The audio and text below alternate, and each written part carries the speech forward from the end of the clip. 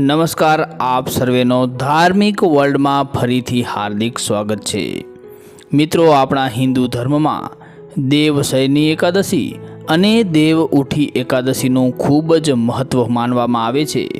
દેવશયની એકાદશીના દિવસે ભગવાન શ્રી હરિ વિષ્ણુ યોગ નિદ્રામાં જાય છે અને સાથે જ ચાતુર્માસની શરૂઆત થાય છે। તો દેવ ઉઠી એકાદશીના દિવસે ભગવાન શ્રી હરિ વિષ્ણુ યોગ નિંદ્રામાંથી જાગે છે અને ચાતુર્માસ સમાપ્ત થાય છે। ચાતુર્માસ દરમિયાન શુભ કાર્ય કરવામાં આવતા નથી। આ ચાતુર્માસનો સમયગાળો પૂજા પાઠ ભગવાનની ભક્તિ માટે શુભ માનવામાં આવે છે। દેવશયની એકાદશી અષાઢ મહિનાની અજવાળી 11ના હોય છે, જેને હરિશયની એકાદશી કે પદ્મા એકાદશી પણ કહેવામાં આવે છે। દેવશયની એકાદશીના ભગવાન વિષ્ણુના યોગ નિંદ્રામાં ગયા પછી ભગવાન શિવ સંસારનો સંચાલન સંભાળે છે। આ માટે ચાતુર્માસમાં અને વિશેષ રીતે શ્રાવણ મહિનામાં ભગવાન શિવની ભક્તિ કરવાનો ખૂબ જ લાભ પ્રાપ્ત થાય છે। વિશેષ રીતે શ્રાવણ સોમવારના વ્રત અને શિવજીની પૂજા દરેકની મનોકામના પૂર્ણ કરી દે છે। હિન્દુ ધર્મમાં દેવશયની એકાદશીનું વિશેષ મહિમા છે। દેવશયની એકાદશીના દિવસે કરવામાં આવેલા ઉપાયો માતા લક્ષ્મી અને ભગવાન શ્રી હરિ વિષ્ણુની અપાર કૃપા વરસાવે છે। દેવશયની એકાદશીના દિવસે વ્રત અને વિધિ વિધાન મુજબ ભગવાન વિષ્ણુની પૂજા કરવી જોઈએ। પૂજામાં ભગવાન વિષ્ણુને તુલસી દળ અર્પણ કરવું જોઈએ। ધ્યાનમાં રાખવું જોઈએ કે આ માટે તુલસી દળ એકાદશીના પહેલાં તોડીને રાખી લેવા જોઈએ। એકાદશી અને રવિવારના દિવસે તુલસીના પાન તોડવાની અને તુલસીજીને જળ અર્પણ કરવાની ભૂલ ન કરવી જોઈએ, કારણ કે એકાદશી અને રવિવારના આ કાર્યો વર્જિત માનવામાં આવ્યા છે। મિત્રો, એકાદશીના દિવસે કેટલાક ઉપાયો કરવામાં આવતા હોય છે। આ ઉપાયો પૂરી શ્રદ્ધા અને ભક્તિભાવથી કરવા જોઈએ। જેવી આપણી ભાવના હોય તે મુજબ આપણને ફળ મળતું હોય છે।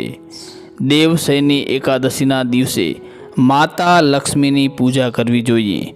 આ સાથે જ ભગવાન વિષ્ણુનો દક્ષિણાવર્તી શંખથી જળાભિષેક કરવો જોઈએ, જેથી ભગવાન વિષ્ણુની સાથે સાથે માતા લક્ષ્મીના આશીર્વાદ પણ તમને મળશે અને તમારા ઘરમાં હંમેશા સુખ સમૃદ્ધિ રહેશે।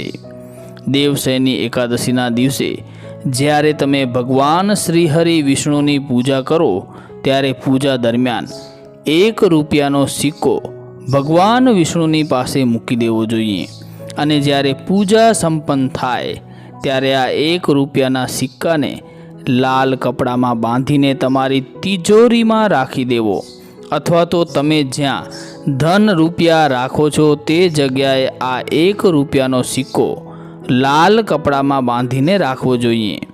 એવી માન્યતા છે કે આમ કરવાથી માં લક્ષ્મી પ્રસન્ન થાય છે અને તમારા ઘરમાં ધન ધાન્યની અછત થશે નહીં।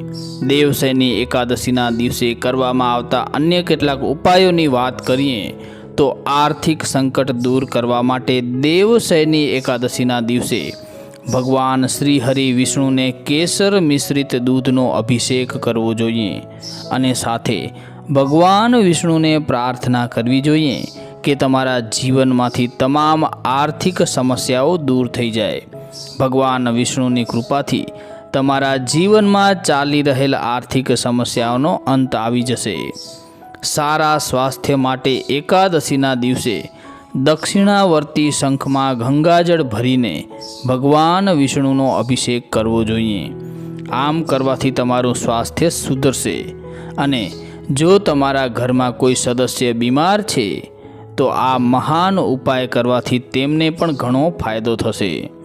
પાપોથી મુક્તિ માટેના ઉપાય વિશે વાત કરીએ તો આ માટે દેવશયની એકાદશીના દિવસે સવારે વહેલા ઉઠીને સ્નાન કરવાના પાણીમાં થોડો આમળાનો રસ મિક્સ કરી અને આ જળથી સ્નાન કરવું જોઈએ, જેના કારણે તમને સારા પરિણામ મળે છે। સૌભાગ્યના ઉપાયની વાત કરીએ તો આ માટે દેવશયની એકાદશીના દિવસે એકાદશીનું વ્રત રાખવું જોઈએ અને ભગવાન વિષ્ણુને પ્રસન્ન કરવા માટે વિષ્ણુ સહસ્ત્ર નામનો પાઠ જરૂર કરવું જોઈએ. તેમજ આજના દિવસે બ્રાહ્મણ કોઈ જરૂરિયાતમંદ વ્યક્તિને દાન કરો તથા ગાયને લીલા ચારાનું નિરણ કરવું જોઈએ. દેવશયની એકાદશીના દિવસે તુલસીજી સાથે જોડાયેલ કેટલાક ઉપાય કરવા ખૂબ જ શુભ અને લાભકારી માનવામાં આવે છે.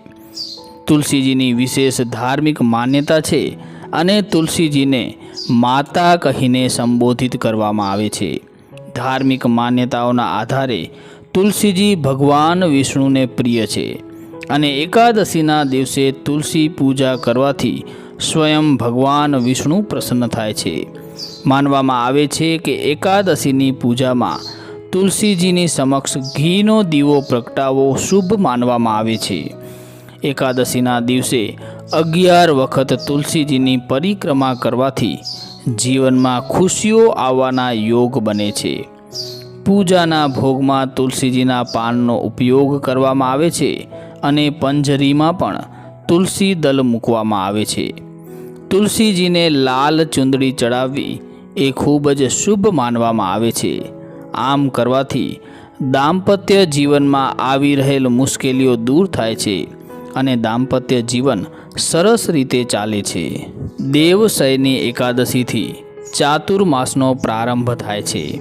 એક માન્યતા પ્રમાણે ચાતુર્માસમાં ભગવાન વિષ્ણુ પાતાળ લોકમાં બલિને ત્યાં રહીને પાતાળની રક્ષા કરે છે. આ અંગે પ્રચલિત કથા પ્રમાણે પ્રાચીન સમયમાં અષાઢ સુદ બારસના દિવસે ભગવાન વિષ્ણુએ વામન અવતાર લીધો હતો. ભગવાન વામને રાજા બલિ પાસેથી 3 પગલાં જમીન દાનમાં માંગી લીધી હતી. ત્યારે ભગવાન વામનને બલિ રાજાએ 3 પગલાં જમીન આપવાનું વચન આપ્યું હતું. વામન ભગવાને 2 પગમાં ધરતી અને આકાશ માપી લીધા હતા. ત્યારે રાજા બલિએ 3જો પગ રાખવા માટે પોતાનું માથું આગળ કરી દીધું હતું. રાજા બલિની દાનવીરતાથી પ્રસન્ન થઈને ભગવાન વિષ્ણુએ બલિને પાતાળ લોકના રાજા બનાવી દીધા હતા. તે સમયે રાજા બલિના કહેવાથી વિષ્ણુ ભગવાને તેમને પાતાળ લોકની રક્ષા કરવાનું વચન આપ્યું હતું.